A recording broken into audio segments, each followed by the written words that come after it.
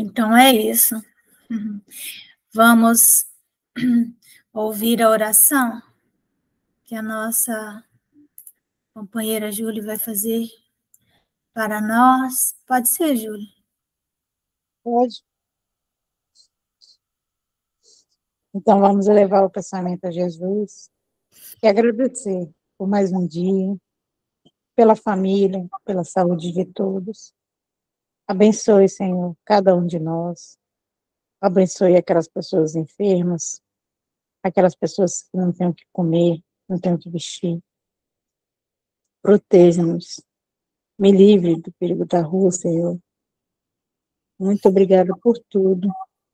Que assim seja. Que assim seja. Graças a Deus. Bom, então nós vamos continuar o nosso estudo do Livro dos Espíritos, que a gente faz na sequência. Nós estamos no capítulo 18, que é muitos chamados, poucos os escolhidos. Então, agora, olha só, né? Nós vimos isso aqui ontem. Aos espíritas, pois, muito será pedido, porque muito vão recebido.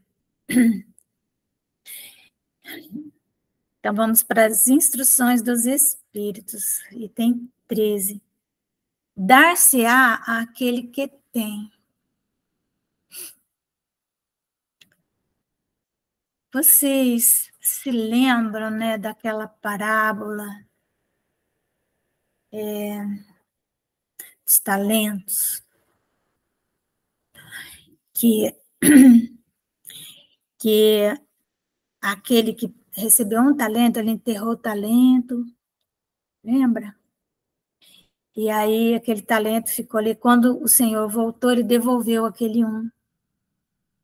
E aí até aquele foi tirado e foi entregado para aquele que tinha 10 talentos, mas que tinha pegado os 10 talentos e transformado em 20.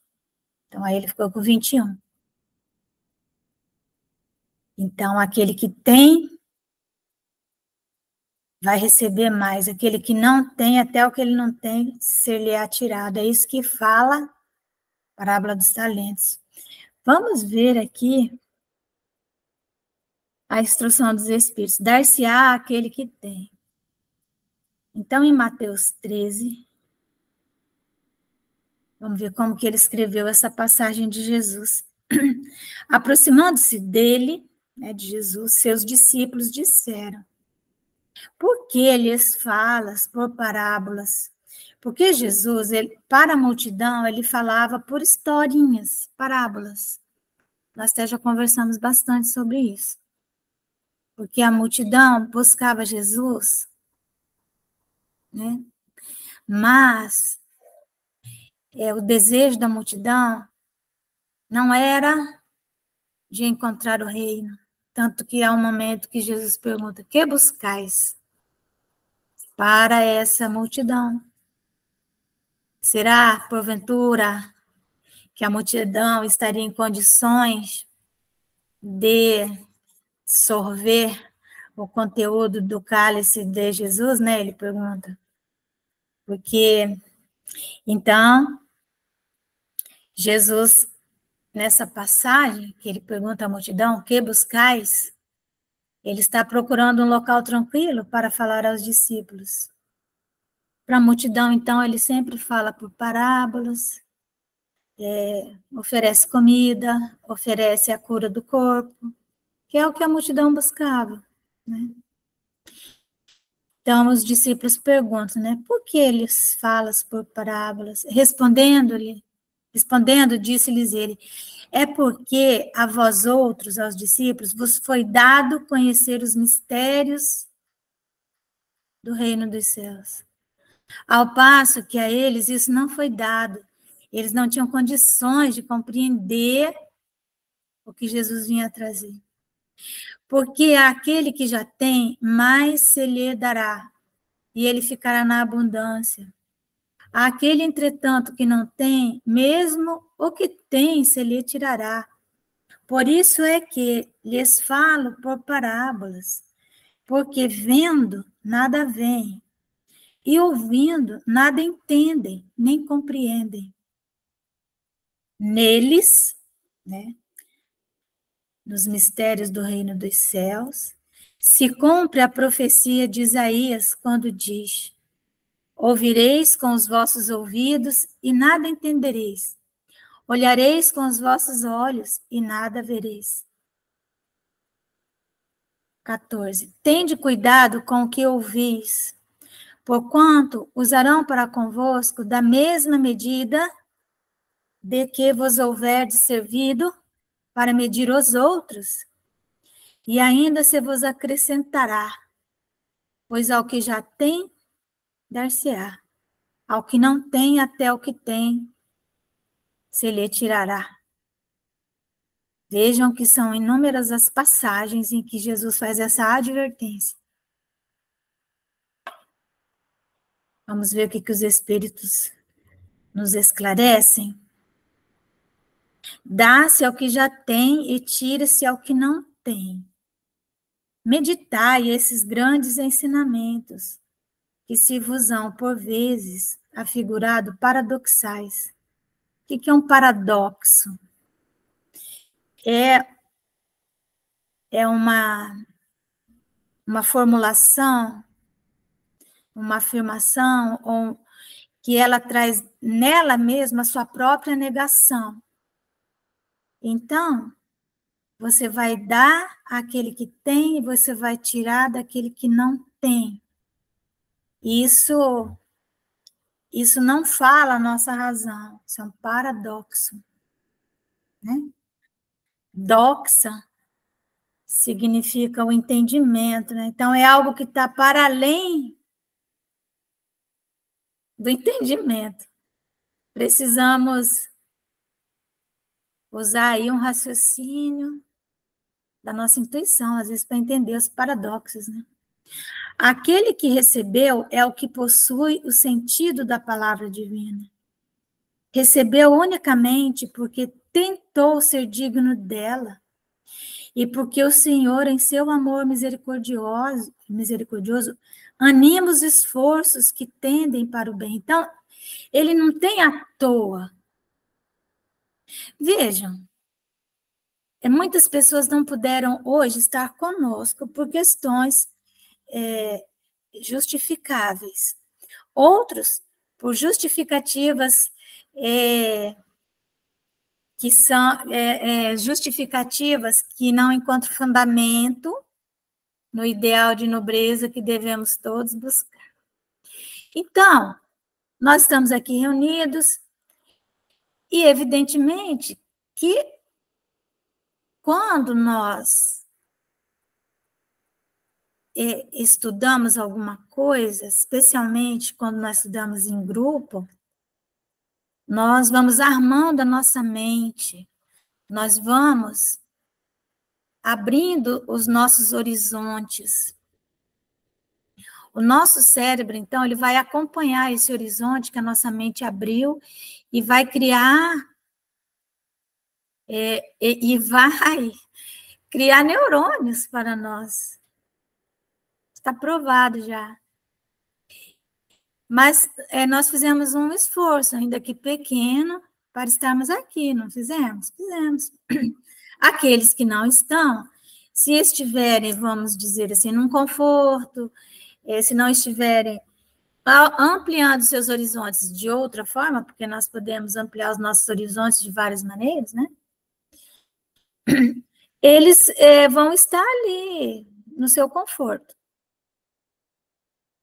E não terão esse horizonte que nós, teoricamente, devemos ampliar ao terminar essa reunião, ainda que seja um pouquinho, ainda que seja 1 milímetro.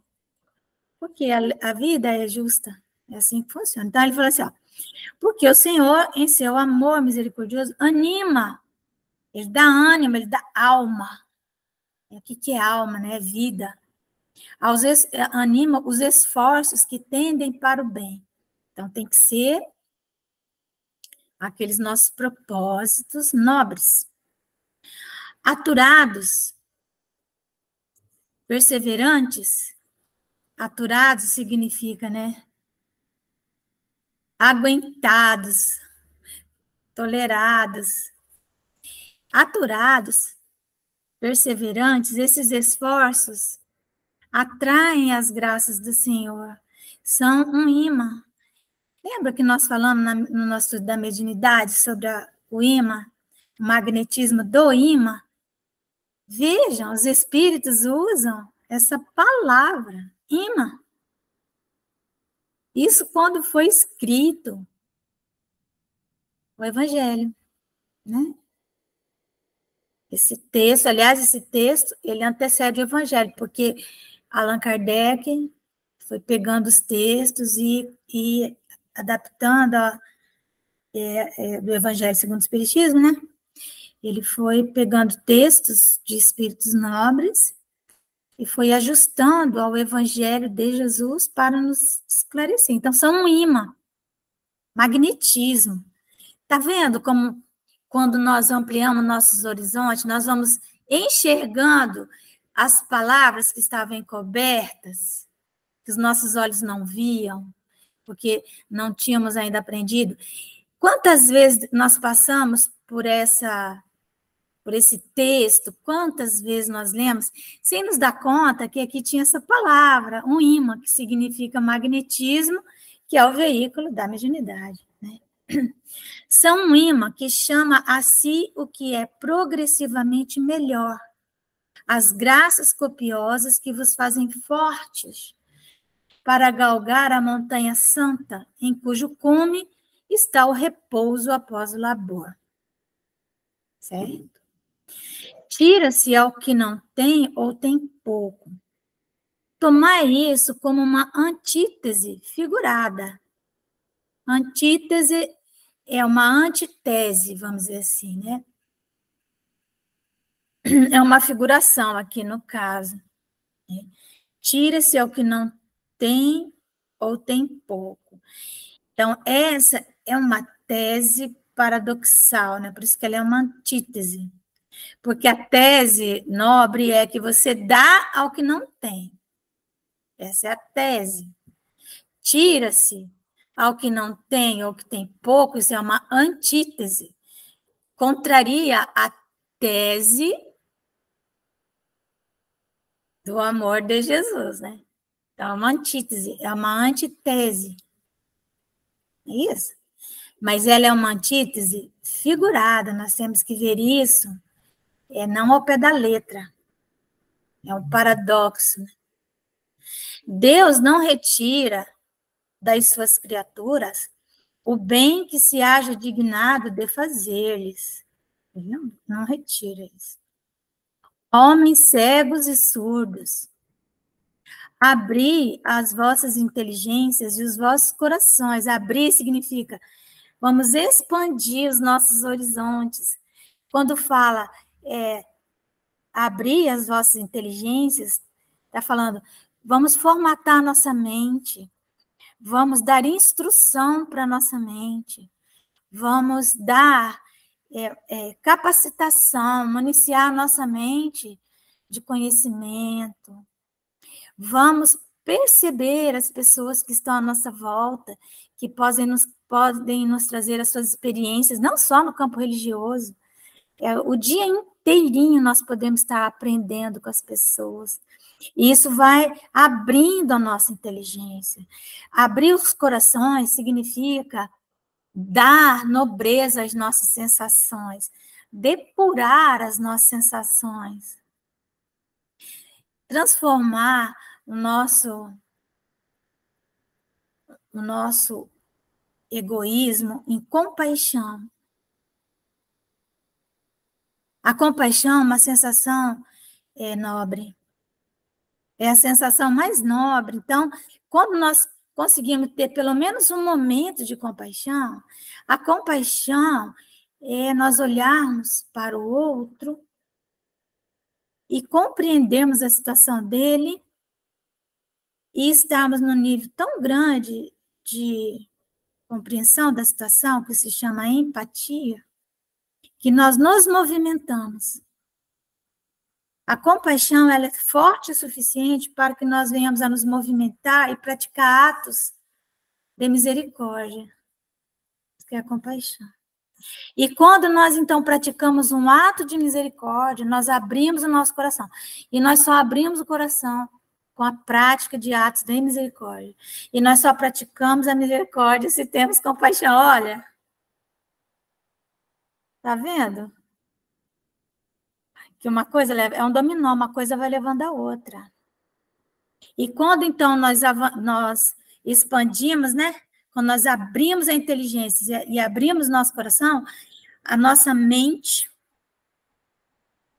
ela avança e o nosso psiquismo também avança. E o nosso cérebro físico, ele constrói, cria neurônios, cria sinapses. Lembra que eu até mandei para vocês? Não sei se vocês viram, né? Pedi para ver aquele videozinho sobre as sinapses dos neurônios. Mandei, é lindo, que mostra o neurônio, né, se conectando com outro neurônio, é a coisa mais linda aquilo, né? É um passando informação para o outro. Bom, ouvi pela vossa alma e não interpreteis de modo tão grosseiramente injusto as palavras daquele que fez resplandecer seus vossos olhos a justiça do Senhor. Portanto, nós temos que olhar para as palavras de Jesus e compreendê-las de forma transpessoal, além da matéria. Ó, não interpretei de modo tão grosseiramente injusto. Né? Não é Deus quem retira daquele que pouco recebera. É o próprio Espírito que, por pródigo e descuidado, o que é pródigo? É aquele que tem bens e fica jogando fora. Lembra da parábola do filho pródigo? Pródigo significa isso, prodigalidade. É aquele que vai dando. Nós temos que ser pródigos em amor. Né? Pródigos em doações do bem. Pródigos em generosidade. Mas não pródigos em prazeres para nós mesmos, né? Descuidado, aquele que não presta atenção, né? Que não cuida de si mesmo, que não cuida do outro, que não cuida do ambiente. Aquele que por pródigo, né? Que é imprevidente, né? Olha aí, nossa Malvina estava falando que ela é mais previdente do que eu, em um aspecto. Não vou nem falar qual é esse aspecto, mas ela é previdente. Ela teve um cuidado que eu, por exemplo, não tive ainda. Talvez até venha a ter depois dessa conversa com a Malvina. Por pródigo e descuidado, não sabe conservar o que tem e aumentar. Olha a parábola dos talentos. Vejam como está tudo concatenado.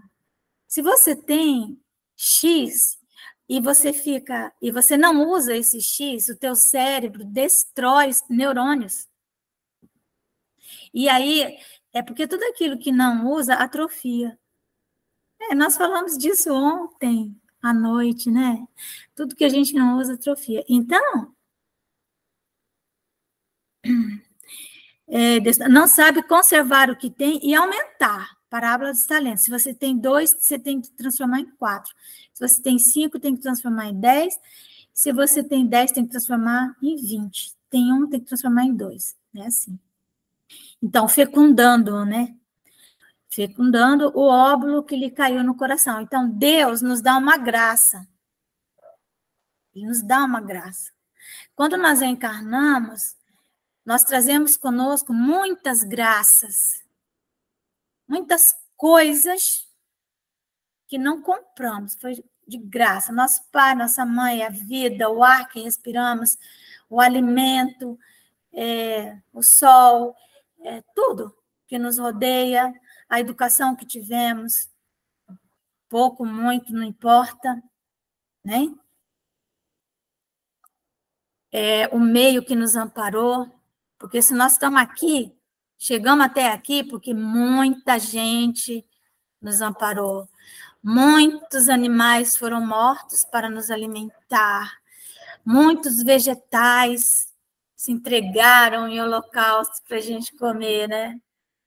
Nós somos predadores da natureza. Você fala, não como carne, grande coisa, mas você come um vegetal. Não é?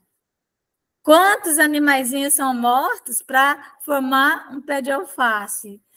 Então, a justificativa para você não ingerir carne não é essa. Não é essa. Quem usa essa justificativa, ele está equivocado. Está fazendo um raciocínio equivocado. Porque, eu sou vegetariano, sou vegano, então não como carne. Eu Márcia Pinho, não como carne, mas não é essa a minha justificativa, né? Eu não gosto de carne.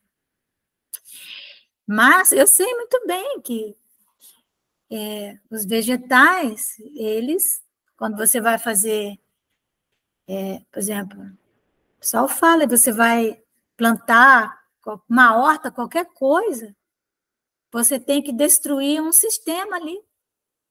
Né? Parar para pensar, né?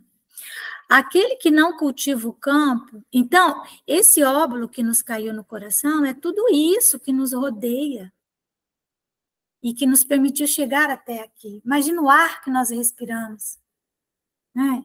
O oxigênio, quanto que custa? Nada, zero. Aquele que não cultiva o campo, que o trabalho de seu pai lhe granjeou e que lhe coube em herança, o vê cobrir-se de ervas parasitas. É isso. É seu pai quem lhe tira as colheitas que ele não quis preparar?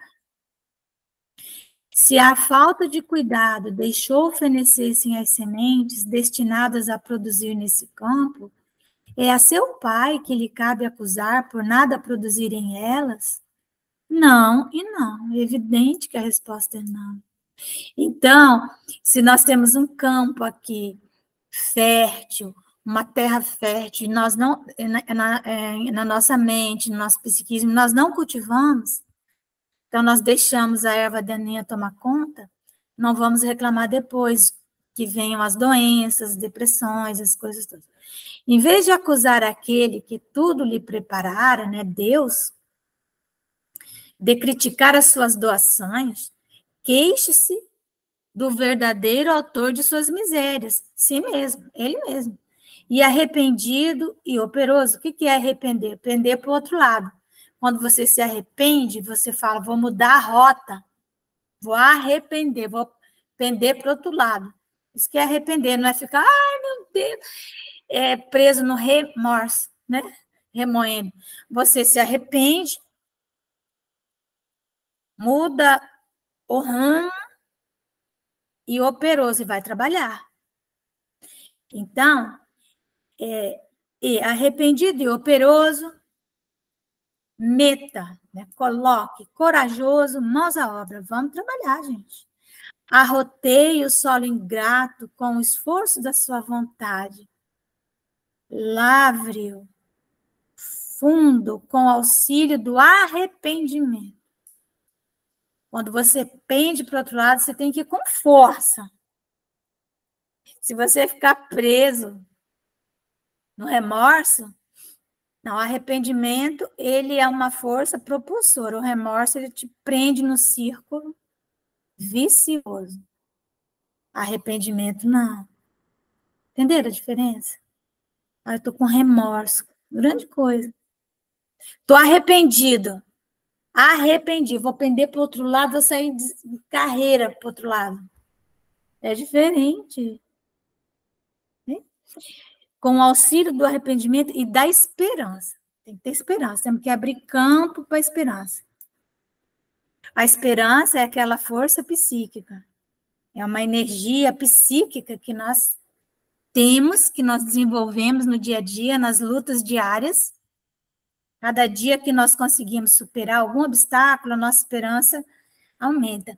E o nosso psiquismo, ele vai se avantajando. Então, e aí, no momento grave do arrependimento, ao invés de nós cairmos no remorso, que não leva para lugar nenhum, nós caímos, nós nos valemos da força da esperança, abrimos campo para que a esperança se realize. A esperança é essa força psíquica, né, que nos vai ajudar, porque ela vai nos dar um ambiente de consolo, onde nós não estaremos sozinhos. Pelo menos um cachorrinho vai estar com a gente, um gatinho, né? Às vezes eu tô tão assim, aí eu falo, ainda bem que eu tenho meus gatinhos. Lance nele, confiante, a semente que haja separado. Por boa, né? A boa semente, evidentemente. Lembra que nós falamos propósitos nobres?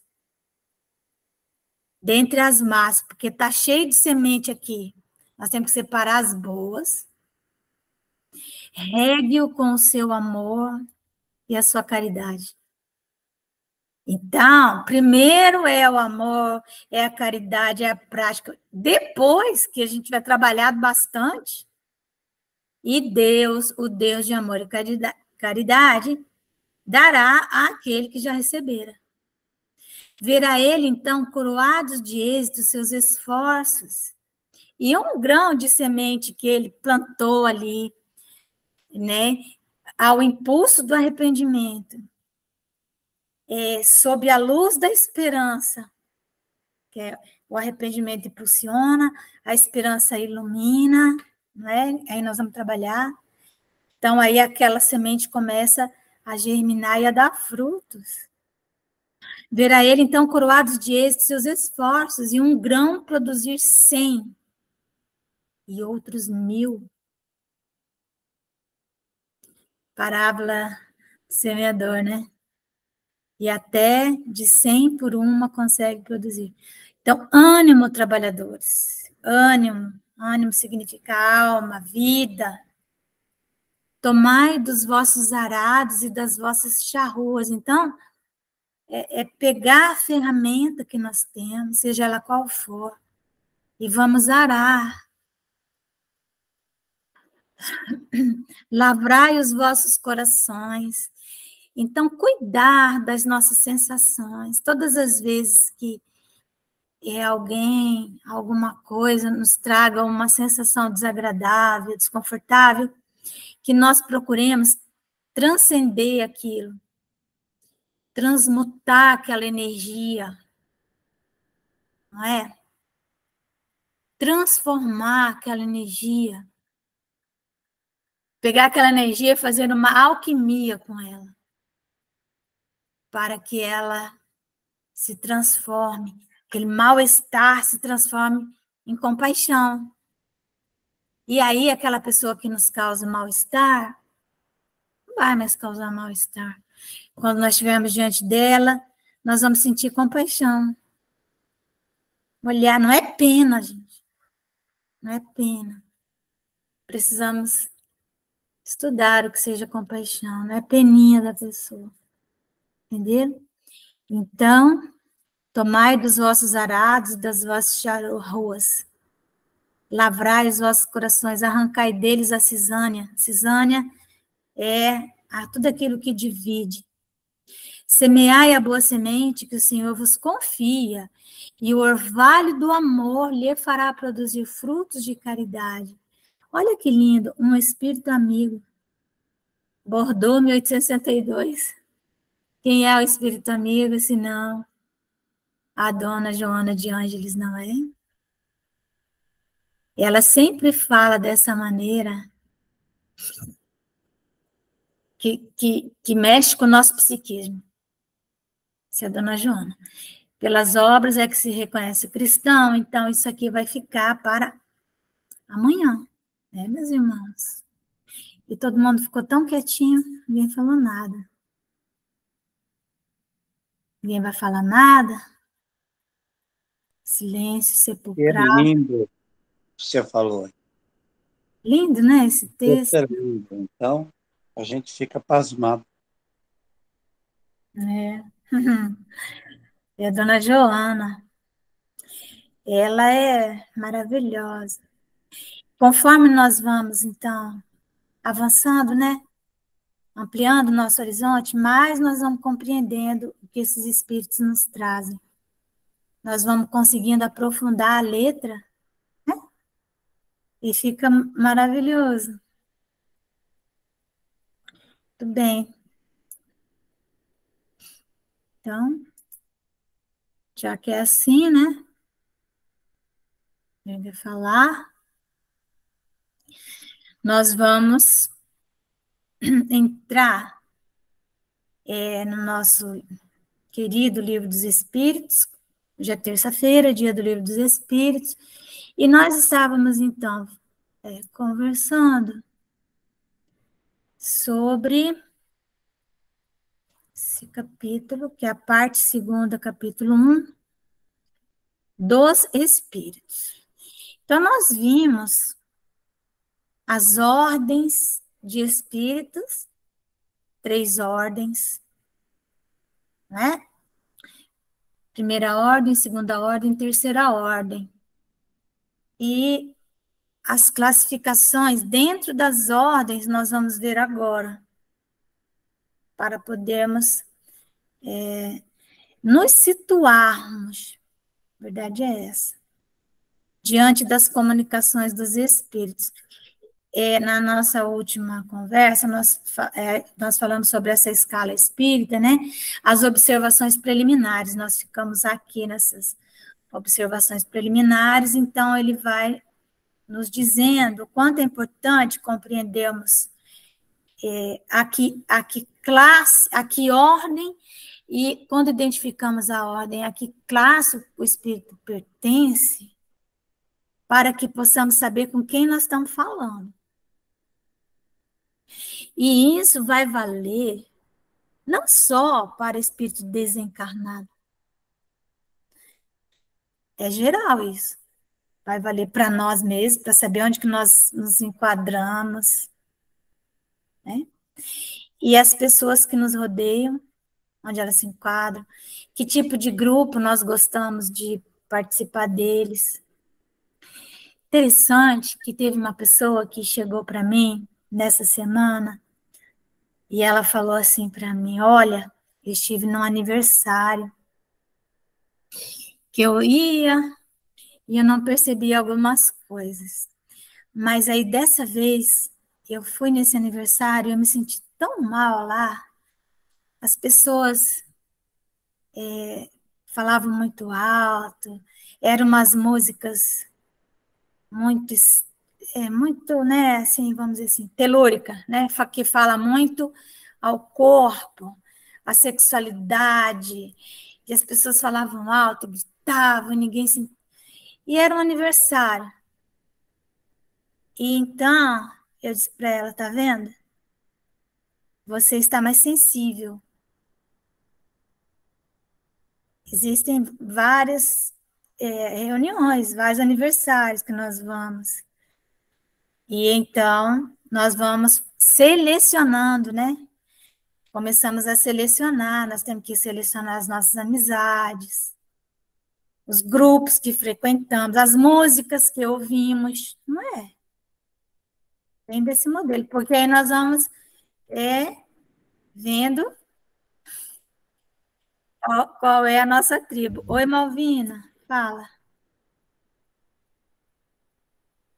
Malvina? Está me ouvindo agora? Oi. Oi. Estamos Então, ouvindo. a gente, você me ouviu agora? Estamos ouvindo. Então, Márcia, vai passando uma época na vida da gente, o entendimento, a consciência, a gente não gosta mais dessas coisas, né? Você chega numa festa barulhenta, assim, cheia de música, de tudo quanto é jeito, você fica ali um pouquinho até, porque você foi convidada, né? E foi.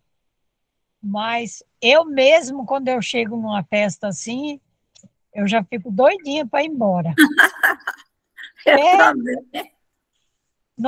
Parece que fica tudo dentro da minha cabeça, aquele barulho. E eu fico cansada. Cansa, porque aquilo não fala mais a nós, a nossa mediunidade, Exatamente. ela está num outro patamar. Nós saímos daquela mediunidade mais telúrica, mais terra-terra. Nós percebemos isso no tipo de música com as quais nós nos afeiçoamos. Enquanto for aquela coisa alta, gritaria, que fala muito de paixão, mas aquela paixão assim, bem rasteira mesmo, né? E aquilo nos fizer bem, é porque nós ainda estamos nessa faixa. Mas exatamente. quando a gente chega ali, aquilo trava, né? É porque nós estamos já melhoramos, né? Um pouquinho, estamos numa faixa um pouco mais sutilizada. Que bom, né? Então, já faz alguns anos que eu sinto assim. Quando eu vejo essas bagunças, ai, Deus me livre. Eu já ir para casa. Eu imploro para não ser convidada, né? E quando eu falo, ai, eu vou logo ficar doente nesse dia, né? Que é para não ir mesmo. Porque tem uma situação que a gente até tem que ir, né? Para não chatear não tem jeito. Tem um monte de coisa que a gente vai. Família, né? Família, por exemplo. Pense numa coisa para chamar a gente para esse trem, família, né? E aí então, a gente tem que ir. Aí a gente vai, mas... Aí chega lá aquelas conversas, né? Vocês já viram que reunião de família de domingo é doida para dar briga? Aqueles almoços de família, tem que ter um cuidado com almoço de família. Eu falo, gente, cuidado com esses almoços de família. Às vezes, não é uma briga ostensiva, porque às vezes as pessoas têm aquele verniz da educação, né? Então, aí tem aquele almoço na casa da sogra, de domingo, mas que a nora não quer ir. Não vamos julgar a nora, gente. Eu nunca chamo. Quem vem na minha casa, vem porque quer, sabe? Mas, assim, meus filhos aqui que inventam as coisas, chamam. Mas, se vem me ver, que bom. Mas se não vem, eu nem me dei conta. Então, tem pessoas que exigem, né? Faz aqueles almoços de família no domingo. E aí, antes de estabelecer vínculos reais, né? As pessoas. Então, aí o que acontece? Aquele almoço de domingo é doido para dar briga. Tem casais que vão para casa da sogra, às vezes é o marido que vai na casa da sogra, às vezes é a esposa que vai na casa do sogro, sogra, sogro, sabe? E Jesus falou, né, onde tivesse 5 pessoas reunidas em nome dele, estaria 3 contra 2, 2 contra 3. Exatamente. Nora contra sogra, sogra contra nora, genro contra... E é assim, sem ilusões, nós queremos, às vezes, a nossa família... numa festa, às vezes, você tem que ver certas coisas, deixar para lá. Se não estiver te ofendendo diretamente, deixa para lá e ponto, né? Deixa quieto. E, às vezes, está até te ofendendo diretamente, você tem que fingir que não escutou. Mas desse jeito. E aí, isso acontece muito mais nessas reuniões que são mais rotineiras. Acontece, sim. E aí, que ocorre, né? Nós precisamos entender que nós não podemos ficar exigindo isso das pessoas. Quanto menos a gente exige, quanto menos nós vamos impondo a nossa presença, quando a pessoa solicita a nossa presença, é mais tranquilo, né? Então, é isso. Não é, às vezes, aquelas brigas que ocorrem, às vezes, naquelas famílias mais ruidosas, mas é quando a mulher chega em casa com o marido, começa a discussão, porque ela fala, você viu o que a tua mãe falou para mim, aquilo que ela falou foi para mim, você não me defende, você é mimado. Gente... Mas é assim mesmo. É ou não é? Vamos mentir que não é assim que acontece? Aí a minha nora, né? A minha nora, sempre que a gente estava reunido em festa assim, ela falava assim: sogra, sogra não é bicho de criar em casa. Sogra, eu gosto de sogra dentro do caixão com 4 velas pretas e uma cerveja gelada para mim tomar. Aí eu falava para ela: sua hora vai chegar e eu vou estar aqui, se Deus quiser. Aí ela tem, né, 2 noras agora, um que casou e o outro que namora, que a menina não sai da casa dela. Aí eu falei, agora você é prova do veneno que você jogava. Falei para ela um dia de almoço lá. Falei, nem que der confusão, mas que eu vou falar, eu vou. Aí ela falou assim para mim, e quem disse que eu presto? Eu vou pagar mesmo a minha língua, mas não estou nem aí. Eu falei, então, agora você vê como é legal falar isso para os outros. Você sempre falou para mim. E pelo menos, graças a Deus, que ela pelo menos falava logo, né? Ela falava na lata. Eu prefiro esse tipo, sabia? Pelo menos fala, se expõe. O duro é quando a pessoa ela te olha e tem aquele verniz da educação, mas, mas te enche de um magnetismo pesado, você nem sabe por que você está passando mal, né? Então, por isso que é importante, é isso que o Kardec fala, por isso que é tão importante nós sabermos, tão importante estudar o Espiritismo, para que nós possamos ir identificando as classes dos espíritos e pensar até que ponto queremos conviver com eles. Às vezes não tem jeito. Quando é na família, não dá, mas às vezes não é na família. Às vezes é uma pessoa desagradável e nós ficamos forçando a convivência e isso não é necessário. Às vezes na família é necessário. Então, vamos ver os caracteres gerais aqui. Terceira ordem, né? Que são os espíritos imperfeitos. Lembra? São 3 ordens? Primeira ordem, espíritos puros. Segunda ordem, espíritos benevolentes. E terceira ordem, espíritos imperfeitos. Então, ele começa logo pelos imperfeitos, que é aquele que nós vamos reconhecer rapidão, né? Vamos ver quem são esses imperfeitos. Vamos lá. Caracteres gerais dos espíritos imperfeitos, tá? Predominância da matéria sobre o espírito. Propensão para o mal. Ignorância. Orgulho. Egoísmo. E todas as paixões que lhes são consequentes. Então, o orgulho e o egoísmo, né? A ignorância, ou seja, uma pessoa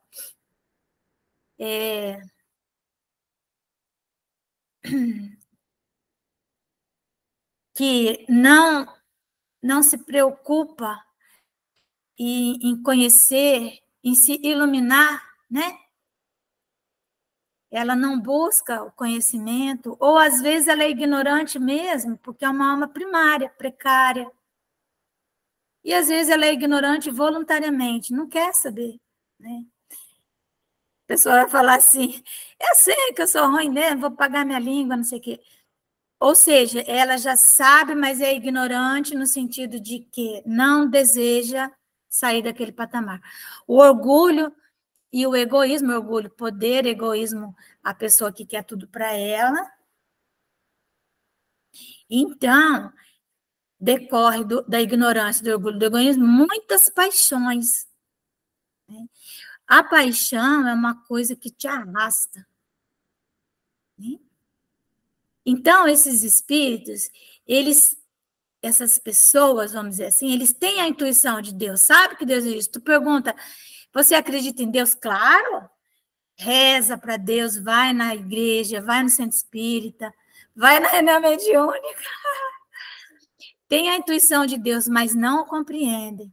Não é porque nós dizemos assim, eu acredito em Deus, que nós temos Deus realmente em nosso nível mínimo de compreensão.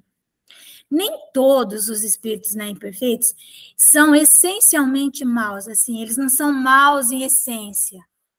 Eles não escolheram o mal. Existem espíritos que escolheram o mal. Eles se comprazem no mal, eles gostam de fazer o mal. Portanto, eles são espíritos que eles não são ignorantes, eles são inteligentes. Em alguns, há mais leviandade, irreflexão e malícia do que verdadeira maldade. Eles são levianos, eles não estão aí, eles são indiferentes, eles não estão preocupados com a sua vida moral e muito menos ocupados da sua vida moral. Isso é uma coisa com a qual eles não se importam, nem um pouquinho. O que eles querem mesmo é comer bem, né? Dormir bastante, conforto, sexo em profusão, né?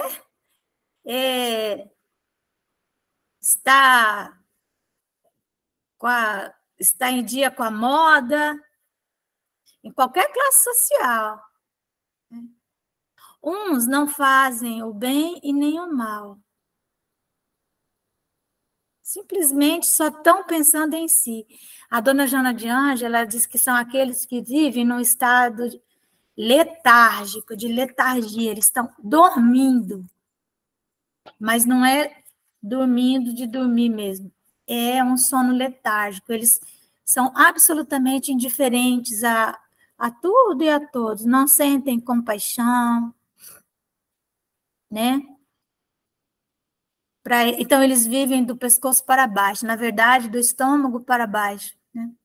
Eles estando ali com as suas necessidades básicas atendidas, tá tudo bem, são felizes, né? Eu tinha uma amiga que ela falava assim, felicidade para mim, e olha, ela tinha um excelente emprego, mas ela falava assim, felicidade para mim é eu ter meu final de semana, as luzes do meu cabelo feitinha, minhas unhas feitas, comprar minhas bolsas, meus sapatos, tendo isso, eu estou feliz. Então, uns não fazem o bem e também não fazem o mal. Mas, pelo simples fato de não fazerem o bem, já denotam a sua inferioridade. A pessoa que não atua, que não se movimenta no bem, ela já mostra aí o seu grau de inferioridade. Então, como que nós vamos analisar a nós mesmos? Qual é a nossa obra? Nós temos tido compaixão dos nossos irmãos? Nós desejamos o bem para todos ou só o bem para nós? Porque desejar o bem para nós é normal, está em a natureza. Mas nós também desejamos para o nosso vizinho, para o nosso irmão, para aqueles, né, que não são tão próximos de nós. Então, alguns, eles não fazem nem o bem nem o mal. Outros, ao contrário, se comprazem no mal. Lembra que eu falei? Eles gostam de fazer o mal. Eles se rejubilam quando uma ocasião se lhes depara de praticá-lo. Então, não vamos dar um exemplo terrível de homicidas e de pessoas sádicas, não precisa. Vamos ficar com a fofoqueira, a pessoa que ela cria oportunidades de saber da vida alheia, de falar da vida alheia, de se miscuir na vida alheia, né? E de julgar o comportamento do outro. Ela sempre vai fazer um julgamento para baixo, sempre pegando a sua própria sombra como padrão, né, para julgar. Então, é aquela pessoa que chega para a gente e fala, colega, nem te conto a última. Aí você fala assim, pelo amor de Deus, não me conte. Porque se você contar, eu vou querer saber mais e mais e mais, porque nós estamos muito próximos disso, né? Então, nós temos que olhar qual é a nossa faceta. Às vezes nós começamos a falar alguma coisa e assim, é um nível assim, né? Aí a pessoa pega aquilo e ela avança numa conversa. Então, nós não podemos, às vezes, a depender de com quem estamos, nós não podemos nos permitir abrir mão da vigilância, porque pode baixar o nível da conversa a patamares muito infelizes.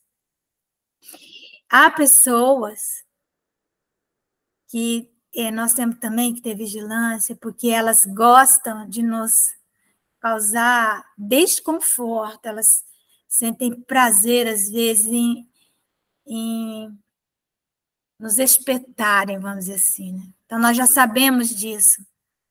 Então, às vezes, aquela nora, né? Supondo. Graças a Deus, eu vou dizer uma coisa. Gente, é impressionante. Eu não estou falando isso... a chance das minhas noras verem isso é zero, praticamente.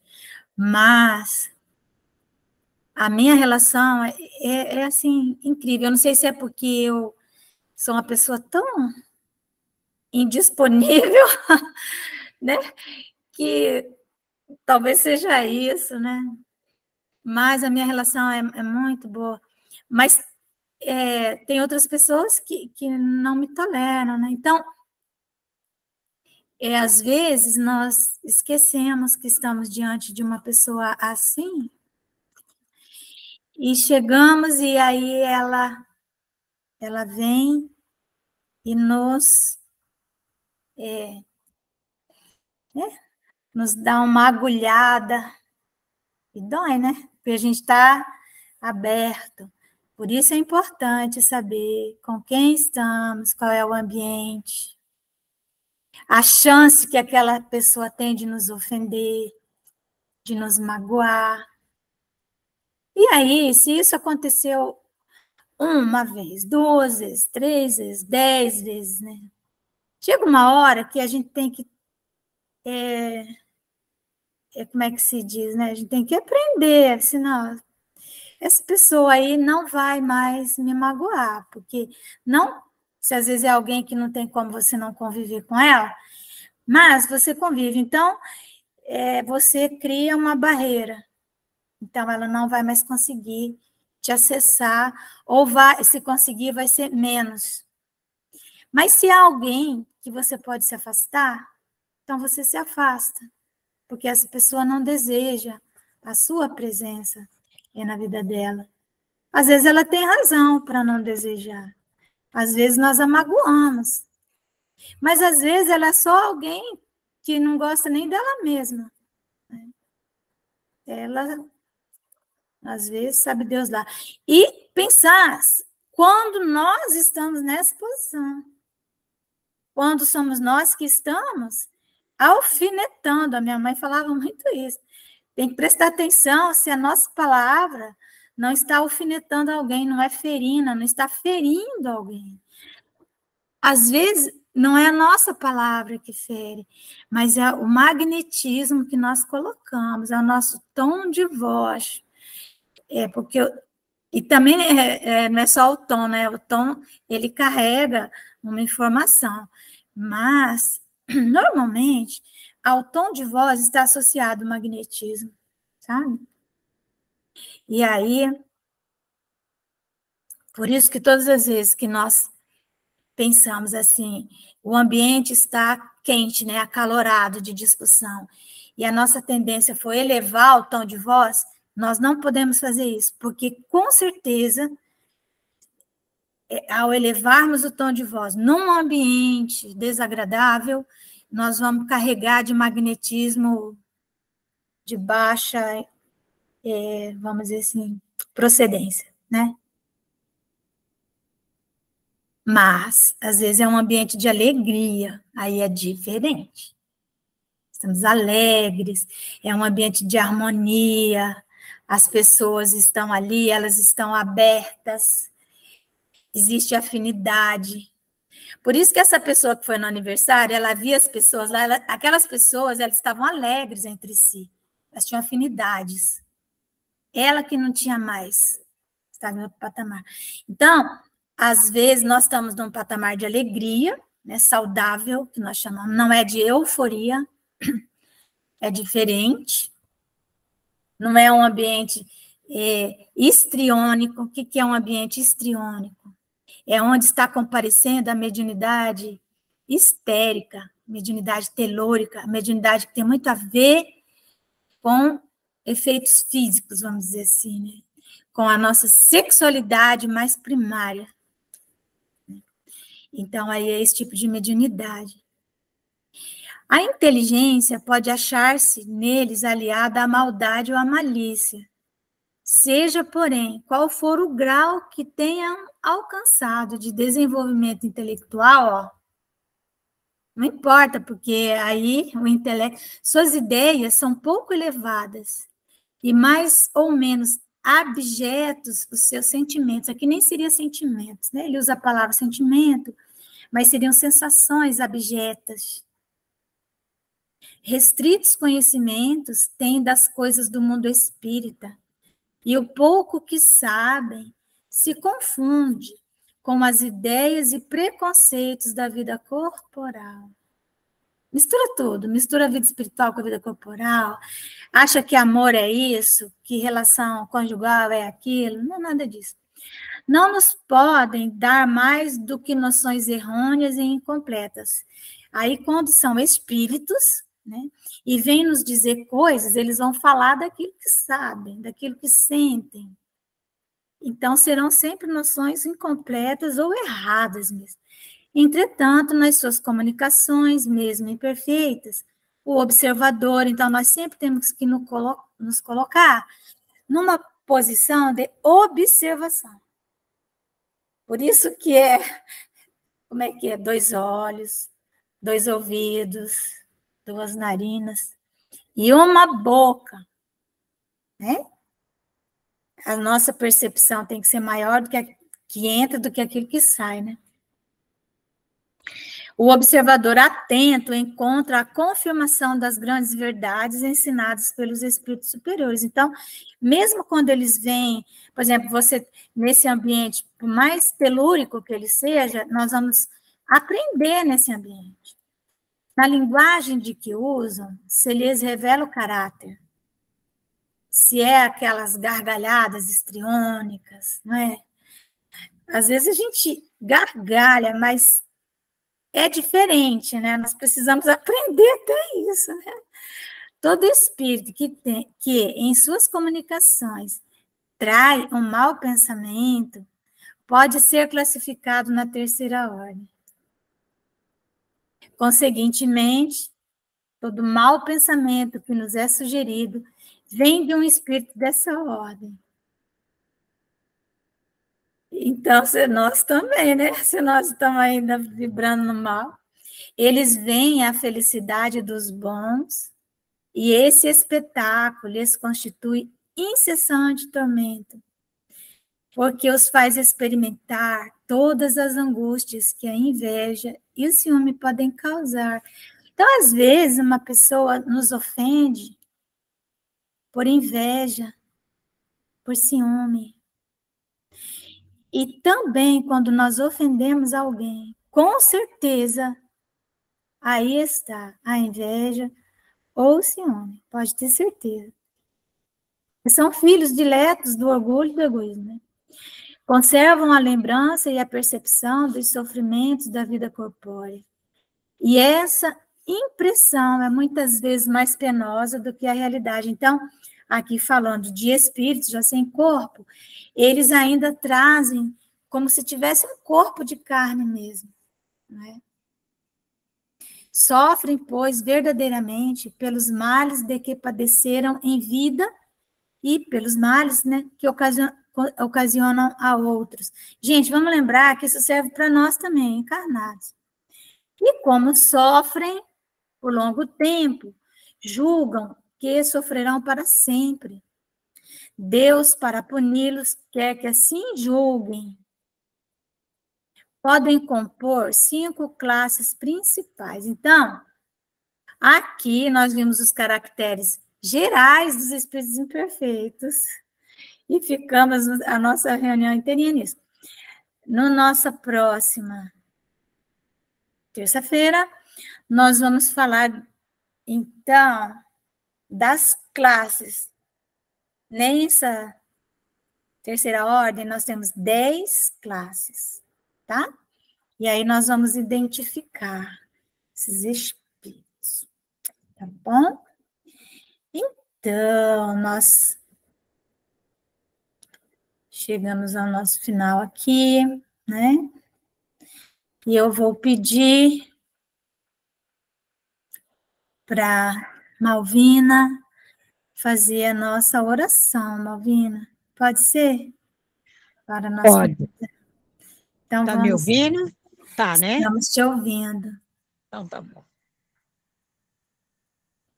Mestre Jesus, nós te agradecemos por esse estudo que foi maravilhoso. Podemos aprender que temos que melhorar a cada dia que estudamos sua doutrina, que é tão maravilhosa. Assim, vamos modificando nossos hábitos para que um dia possamos chegar lá, se assim Deus o quiser. Mestre Jesus, nós te agradecemos pelo dia de hoje, pelo estudo, pela família, pelos afazeres, por tudo, enfim.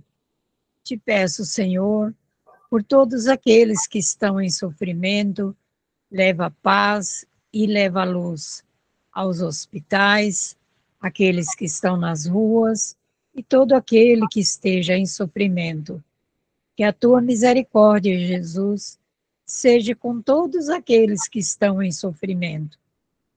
Que nesta noite possamos dormir em paz, ter bons sonhos, e quando sairmos do corpo, possamos ir para uma escola onde possamos aprender um pouco mais e ter a convivência com outros irmãos. Obrigada, Jesus, pelo dia de hoje, e seja conosco, hoje, agora, por todo sempre. Que assim seja. Que assim seja, graças a Deus, muita paz a todos nós, beijo, e até amanhã. Até amanhã, se Deus quiser. Boa noite a todos. Boa noite. Boa noite a todos. Até amanhã, se Deus quiser.